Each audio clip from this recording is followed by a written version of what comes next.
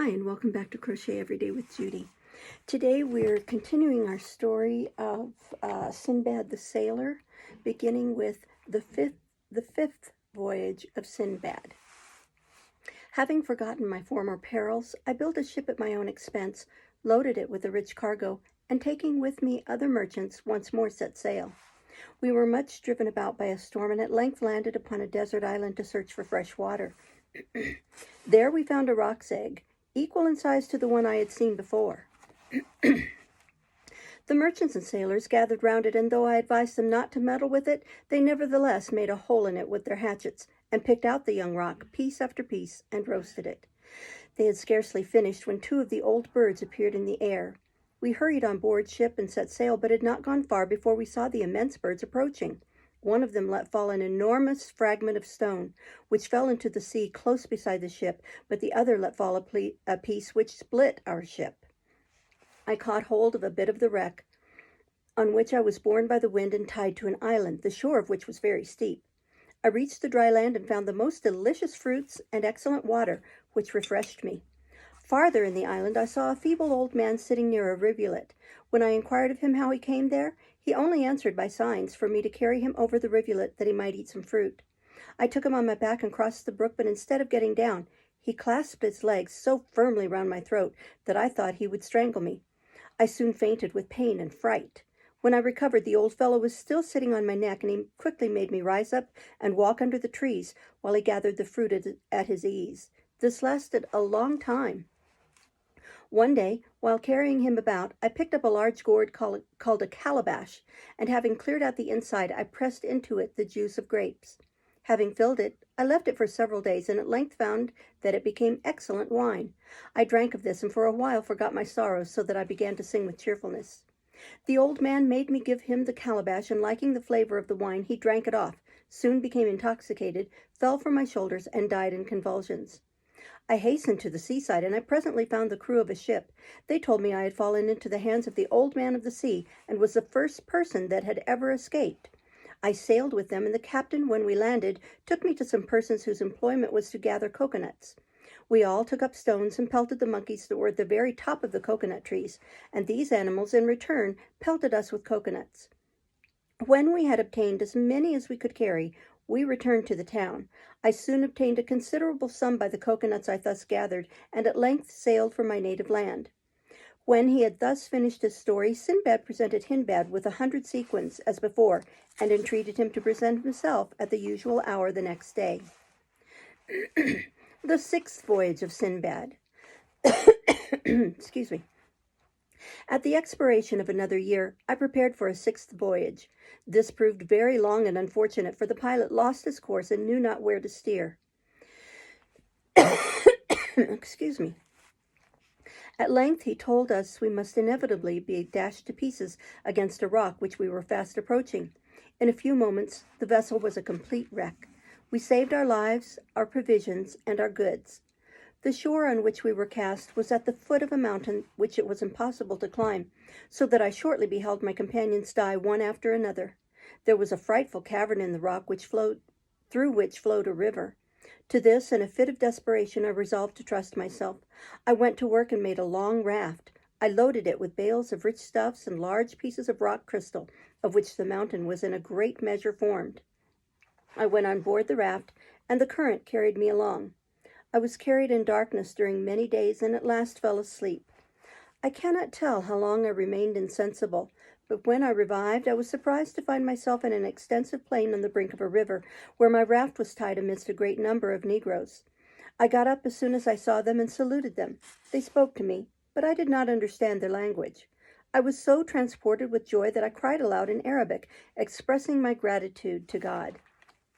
One of the blacks, who understood Arabic, hearing me speak thus, came toward me and said, "Brother, pray tell us your history, for it must be extraordinary. How did you venture yourself upon this river, and whence did you come?" I begged of them first to give me something to eat, and assured them I would then satisfy their curiosity. They gave me several sorts of food, and when I had satisfied my hunger, I related all that had befallen me, which they listened to with attentive surprise, and having brought a horse, they conducted me to their king, that he might hear so remarkable a story. We marched till we came to the capital of Serendib, for it was in that island I had landed. The blacks presented me to their king. I approached his throne and saluted him as I used to do the kings of the Indies. That is to say, I prostrated myself at his feet. The prince ordered me to rise, received me with an obliging air, and made me sit down near him. He first asked my name, and I answered, "People call me Sinbad the Voyager because of the many voyages I have undertaken, and I am a citizen of Baghdad." I then narrated all my adventures without reserve, and observing that he looked on my jewels with pleasure and viewed the most remarkable among them one after another, I fell prostrate at his feet and took the liberty to say to him, "Sir, not only my person is at your Majesty's service, but the cargo of the raft, and I would beg of you to dispose of it as your own." He answered me with a smile, "Sinbad, instead of taking from you, I intend to add presents worthy of your acceptance." All the answer I returned was a prayer for the prosperity of that nobly minded prince and commendations of his generosity and bounty. He charged one of his officers to take care of me, and ordered people to serve me at his own expense. The officer was very faithful in the execution of his commission, and caused all the goods to be carried to the lodgings provided for me. The capital of Serendib stands at the end of a fine valley in the middle of the island, encompassed by mountains the highest in the world. They are seen 3 days' sail off at sea. Rubies and minerals abound. Rare plants and trees grow there, especially cedars and coconut. There is also a pearl fishery in the mouth of its principal river, and in some of its valleys are found diamonds. Having spent some time in the capital and visited all the places of interest around, among which is the place where Adam dwelt after his banishment from paradise, I prayed the king to allow me to return to my own country, and he granted me permission. He forced a rich present upon me, and when I went to take my leave of him, he gave me one much more considerable, and at the same time charged me with a letter for the commander of the faithful, our sovereign, saying to me, "I pray you give this present from me and this letter to the Caliph, and assure him of my friendship." The letter from the king of Serendib was written on the skin of a certain animal of great value, because of its being so scarce and of a yellowish color. The characters of this letter were of azure, and the contents as follows: "The king of the Indies, before whom march 100 elephants, who lives in a palace that shines with 100,000 rubies, and who has in his treasury 20,000 crowns, enriched with diamonds, to Caliph Harun al-Rashid. Though the present we send you be inconsiderable, receive it, however, as a brother and a friend, in consideration of the hearty friendship which we bear for you, and of which we are willing to give you proof. We desire the same part in your friendship, considering that we believe it to be our merit, being of the same dignity with yourself. We send you this greeting as from one brother to another. Adieu." The present consisted firstly of one single ruby made into a cup, about half a foot high, an inch thick, and filled with round pearls of half a drachm each. Secondly, the skin of a serpent whose scales were as large as an ordinary piece of gold, and had the virtue to preserve from sickness those who lay upon it. Thirdly, 50,000 drachms of the best wood of aloes, with 30 grains of camphire as big as pistachios. And fourthly, a female of exceeding beauty, whose apparel was all covered over with jewels. The ship set sail, and after a very successful navigation we landed at Bussorah, and from thence I went to Baghdad, where I immediately went to deliver the king's letter to the Caliph. And after I had presented myself, the Caliph listened with attention to my description of the Indies, expressed his thanks, and generously rewarded me. Having spoken thus, Sinbad notified that the account of his 6th voyage was at an end, and presented Sinbad with another 100 sequins, urging him to return next day to hear the history of his 7th and last voyage. The 7th and last voyage of Sinbad. The Caliph Harun al-Rashid one day sent for me and told me I must bear a present to the king of Serendib. I ventured to protest on account of my age, but I could not persuade him to give up his plan. I arrived at Serendib and prayed an audience with the king. I was conducted to the palace with great respect and delivered to the monarch the Caliph's letter and present. The present consisted of the most ingenious and valuable works of art with which the king was exceedingly delighted, and he was also pleased to acknowledge how much he esteemed my services.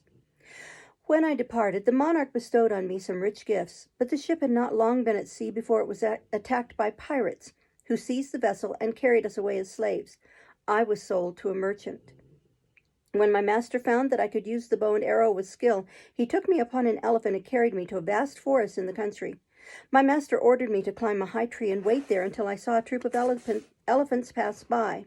I was then to shoot at them, and if one of them fell, I was to go to the city and give the merchant notice. Having given me these directions and a bag of provisions, he left me. On the morning of the second day I saw a great number of elephants. I succeeded in shooting one of them, upon which the others went away, and I returned to the city and told my master, who praised my work. We went back to the forest and dug a hole in which the elephant was to remain until it decayed and left the teeth free. I continued this trade nearly 2 months and killed an elephant almost every day. One morning all the elephants came up to the tree in which I was and trumpeted dreadfully. One of them fastened his trunk round the tree and tore it up by the roots. I fell with the tree. The animal took me up with his trunk and placed me on his back, and then at the head of his troop he brought me to a place where he gently laid me on the ground, and they all went away. I discovered that I was upon a large, broad hill, covered all over with the bones and teeth of elephants, and was soon convinced that this was their burying place. I reached the city once more. My master thought I was lost, for he had seen the torn tree and found my bow and arrows. I told him what had happened and led him to the hill. We loaded the elephant on which we had come, and thus collected more teeth than a man could have obtained in his whole life. The merchant told me that not only he himself, but the whole city was indebted to me, and that I should return to my own country with sufficient wealth to make me happy. My patron loaded a ship with ivory, and the other merchants made me valuable presents. I reached Bassorah and landed my ivory, which I found to be more valuable than I had expected. I set out with caravans to travel overland, and at last reached Baghdad, where I presented myself to the Caliph and gave an account of my embassy. He was so astonished at my adventure with the elephants that he ordered the narrative of it to be written in letters of gold and to be deposited in his treasury. Sinbad here finished the relation of his 7th and last voyage, and then addressing himself to Hindbad, "Well, friend," said he, "did you ever hear of any person that suffered so much as I have done, or of any mortal that has gone through so many vicissitudes? Is it not reasonable that, after all this, I should enjoy a quiet and pleasant life?" Hindbad drew near and kissed his hand in token of his respect, and said how insignificant were his own troubles compared with those he had heard related. Sinbad gave him another 100 sequins, and told him that every day there would be a place laid for him at his table, and that he could always rely upon the friendship of Sinbad the sailor. We'll stop there for today, even though this was a short reading, and we'll start tomorrow with The Merchant and the Genie. Thank you. Bye-bye.